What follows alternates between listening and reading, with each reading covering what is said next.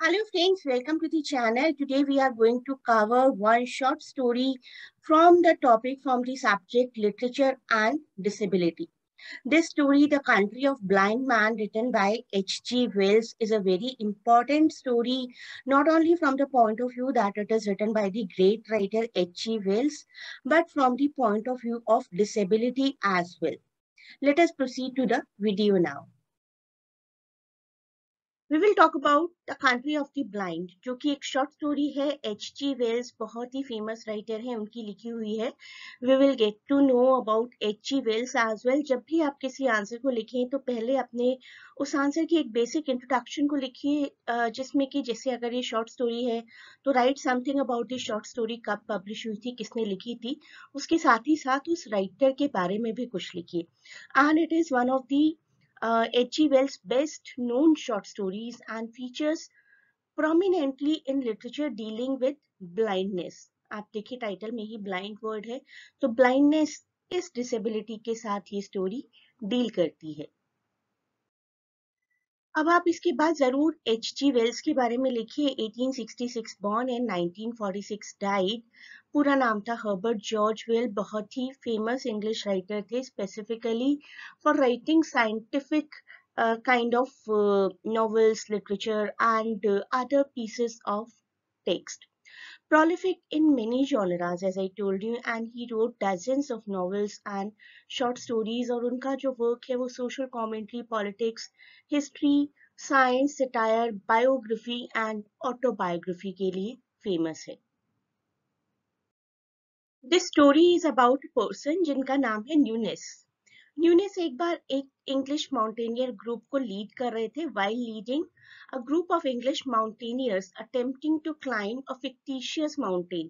fictitious mountain मतलब कि real mountain नहीं है, स्टोरी में ही नाम दिया गया उस माउंटेन को.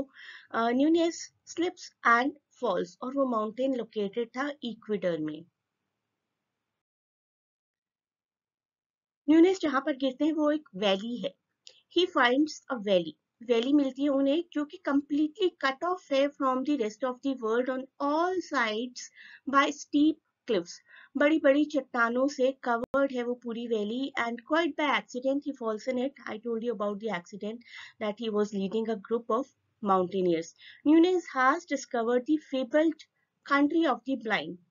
तो वो एक ऐसी कंट्री में जा पहुंचते हैं जहां पर सभी लोग ब्लाइंड हैं और इसकी सिर्फ कहानियां सुनी है इन्होंने. लेकिन यहाँ अगर वो देखते हैं कि वो कहानियां तो सच थी. सच में एक ऐसी कंट्री एग्जिस्ट करती है जो कि कही जा सकती है the country of the blind. This country had been a refuge for settlers fleeing from the tyranny of Spanish rulers. तो शायद कुछ स्पेनिश रूलर्स रहे होंगे जो कि बहुत ही टायरेनिकल, बहुत ही तानाशाह रहे होंगे. उनसे बचकर कुछ लोग यहाँ पर आकर बसे थे और स्लोली और स्टेडीली किसी डिसीज की वजह से they kept on being blind. तो उन लोगों की ये एक लोकेलिटी है जिसको हम कह सकते हैं the country of the blind. कहते हैं ना, अगर एक पावर खत्म हो जाती है, जैसे कि हमारी साइट अगर खत्म हो जाती है तो हमारी बाकी सेंसेस बहुत तेज, बहुत स्ट्रांग हो जाती है. वही शायद इस कम्युनिटी के लोगों के साथ ही हुआ है. उन सबकी आंखें चली गई हैं और उनको इसका फील तक नहीं है, उनको इसका एहसास तक नहीं है, उनको पता ही नहीं कि साइट भी कुछ होता है. लेकिन उनकी बाकी सभी सेंसेस बहुत तेज हैं, जिसकी वजह से उन सब ने बहुत प्रॉस्पर किया है. The isolated community prospered over the years despite a disease that struck them early on, rendering all the newborns blind. Even जो नए बच्चे पैदा होते हैं वहां पर वो भी blind है. As the blindness slowly spread over 15 generations, the blindness is there since 15 generations. The people's remaining senses sharpened. उनकी जो फील करने की, स्मेल करने की, टच करने की जितनी भी सेंसेस थी वो सब बहुत शार्प हो गई हैं. And by the time the last sighted villager died, जब से लास्ट एक ऐसे पर्सन की डेथ हुई जिसके पास आईसाइट थी, the community had fully adapted to life without sight. बल्कि उनको एहसास भी नहीं है कि साइट जैसा कोई वर्ड भी होता है या लोग देख भी सकते हैं, ऐसा फील है ही नहीं उनको. आप लोगों ने हिंदी में एक कहावत सुनी होगी ना, अंधों में काना राजा. वही कहावत न्यूनेस को बड़ी अच्छी लग रही है। At present in the country of the blind the one eyed man is king. इसको सोचकर न्यूनेस को अब ऐसा लगता है कि अब तो मैं यहाँ के लोगों को लीड करूंगा। So upon discovering that everyone is blind, Nunez begins reciting to himself the proverb. अपने आप से ही वो proverb दोहराते रहते हैं कि in the country of the blind, a one-eyed man is the king, and he believes that he can teach and rule them.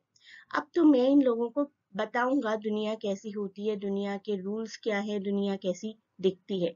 लेकिन ये विलेजर्स भी बहुत स्मार्ट है, वो अपनी साइट ना होने को फील ही नहीं करते। बेसिकली आई टोल्ड यू कि उन्हें पता ही नहीं है।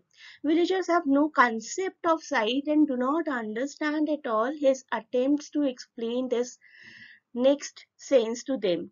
Frustrated, Nunez becomes very angry. Nunez बिल्कुल गुस्सा हो जाते हैं, लेकिन विलेजर्स उनको काम करने की कोशिश करते हैं और उनको ही एहसास दिलाना शुरू कर देते हैं कि अगर उनके पास साइट जैसी कोई चीज है तो ही इज डिसीज्ड। तो वो लोग ये मानते हैं कि हम लोग तो बिल्कुल नॉर्मल है। एक ऐसा पर्सन जो किसी ऐसी स्पेशलिटी की बात कर रहा है जो कि हमारे पास है ही नहीं, दैट मीन्स कि दैट पर्सन इज डिसीज्ड, वो पर्सन बीमार है, हम लोग तो बिल्कुल ठीक है। यूनिस को वहां कुछ काम दे दिया जाता है। He is assigned to work for a villager named Yacob. Yacob नाम के एक पर्सन के पास उसको किसी काम पर लगा दिया जाता है and he becomes attracted to Yacob's daughter Medina Sarote and the pair soon falls in love. After winning her confidence, Nunez tries to explain sight to her. अब न्यूनेस सोचती हैं कि ये लड़की तो मुझसे प्यार करती है, ये जरूर मेरी बात मानेगी, but she also dismisses it as his imagination. Melaena को भी ऐसा लगता है कि ये पर्सन क्या बात कर रहा है, साइट ऐसा कुछ हो सकता है। When Eunice asks for her hand in marriage, he is turned down by the village elders on the account of his unstable obsession with sight. Younis इस लड़की से शादी करना चाहती है, लेकिन सारे विलेजर्स कहते हैं नहीं, तुम में कोई डिसीज है, तुम्हारा मेंटल बैलेंस थोड़ा सा अनस्टेबल है, तुम किसी ऐसी चीज के बारे में बात करते रहते हो जिसको तुम साइट कहते हो। और विलेज के डॉक्टर तो इवन यहाँ तक सजेस्ट कर देते हैं कि न्यूनेस की आईज को रिमूव कर दिया जाना चाहिए, जिससे कि वो थोड़ा सा काम हो जाए। एट प्रेजेंट उनको लगता है कि his brain is in a state of constant irritation and distraction. Newness को पता है कि मैं यहाँ पर एक अकेला पर्सन हूँ जिसके पास साइट है, so he reluctantly consents to the procedure. वो बड़े ही रिलक्टेंटली उस सर्जरी के लिए हाँ कर देते हैं, लेकिन अंदर से तैयार नहीं होते। हाँ सिर्फ इसलिए करते हैं क्योंकि वो मेडिना से प्यार करते हैं। But at sunrise on the day of operation, on the day of surgery, while all the villagers are asleep, जब सब लोग सोए हुए हैं, he sets off for the mountain without any provisions or equipment. वो माउंटेन की तरफ चल देते हैं जहां से वो गिरे थे। उनके पास कोई प्रोविजन, कोई खाने पीने का सामान, कोई इक्विपमेंट नहीं है उस माउंटेन की क्लाइंबिंग करने के लिए, लेकिन वो पूरी उम्मीद के साथ वहां पर जाते हैं कि he will be able to make his way back to the outside world, जहां से वो आए हैं उस दुनिया तक शायद पहुंच जाएंगे। अब इस स्टोरी की दो एंडिंग्स थी, मैं दोनों आपको बताऊंगी, दोनों आपकी बुक्स में है। Although the ending of the original story doesn't tell us if he reaches home safely or not. Original story में सिर्फ उनके डिसीजन को बताया गया कि he starts walking in the direction of the mountains, जहां से उनको घर जाना है। It does state that he feels contented after escaping the country of the blind, लेकिन पहुंचते हैं या नहीं ये नहीं बताया गया। 1939 में H.G. वेल्स ने इस वर्जन को एक्सपैंड किया और कुछ और स्टोरी भी हमें बताई, and everything remained same except the ending.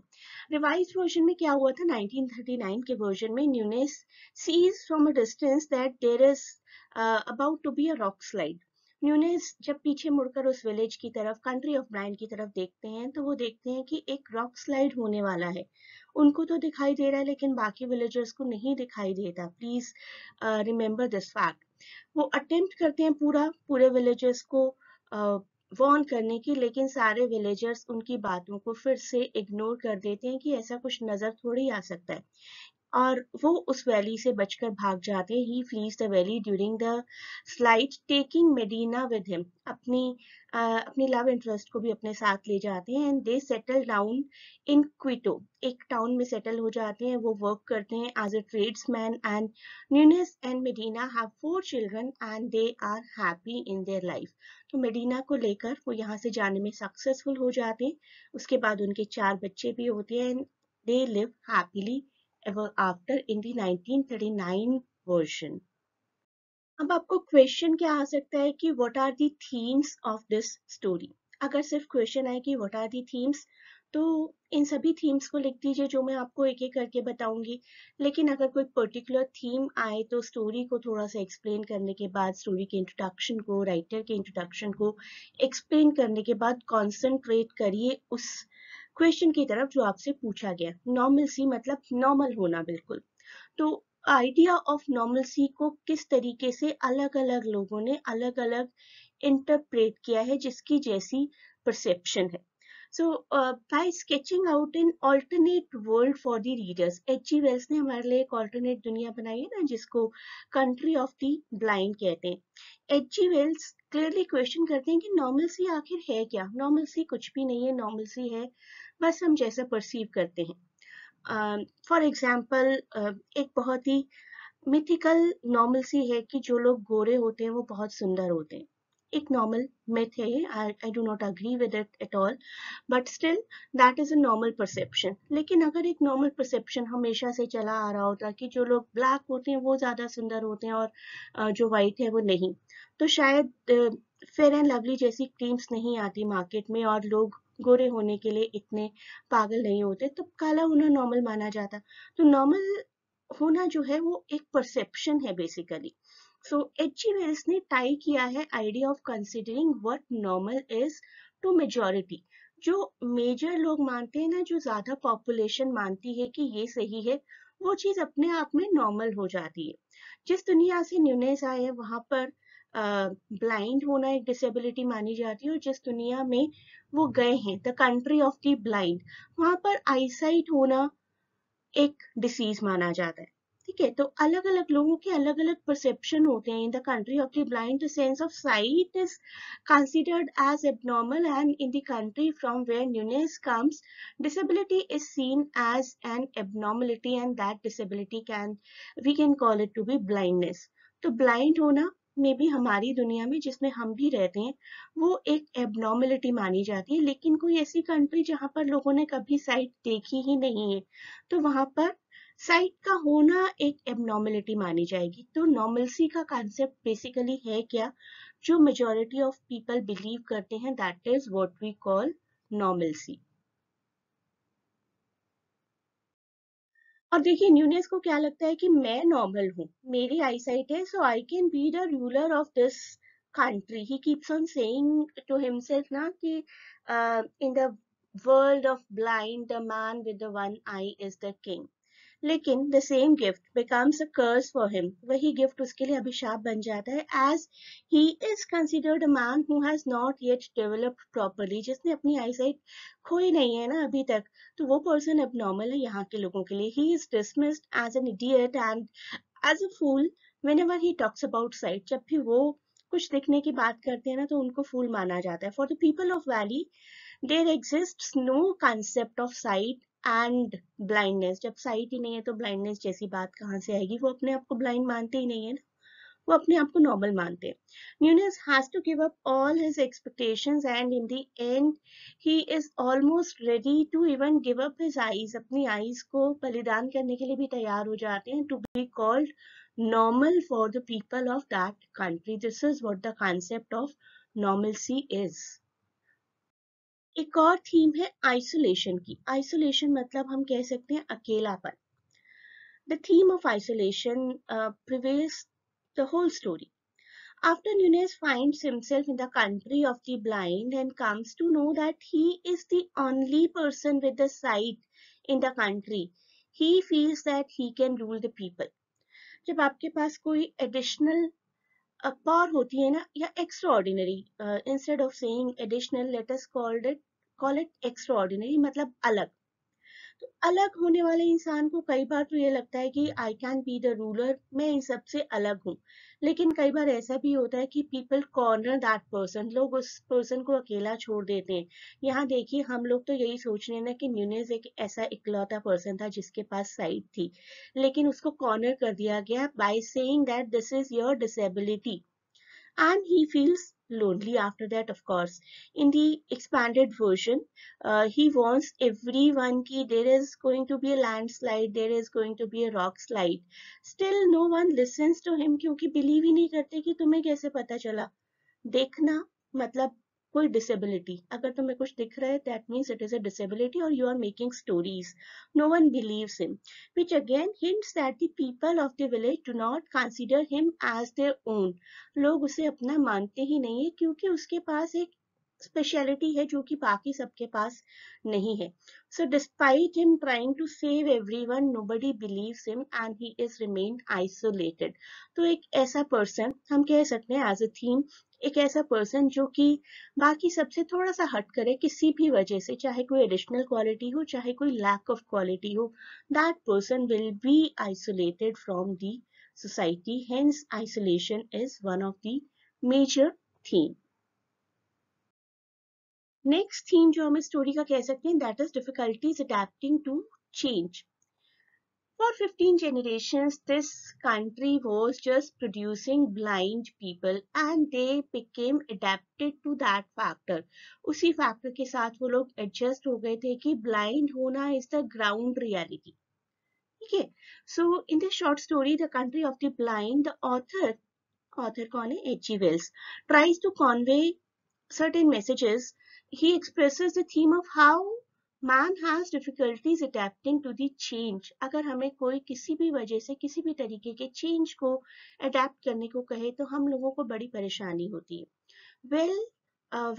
H.G. Wells expresses the theme of how man has difficulties adapting to change.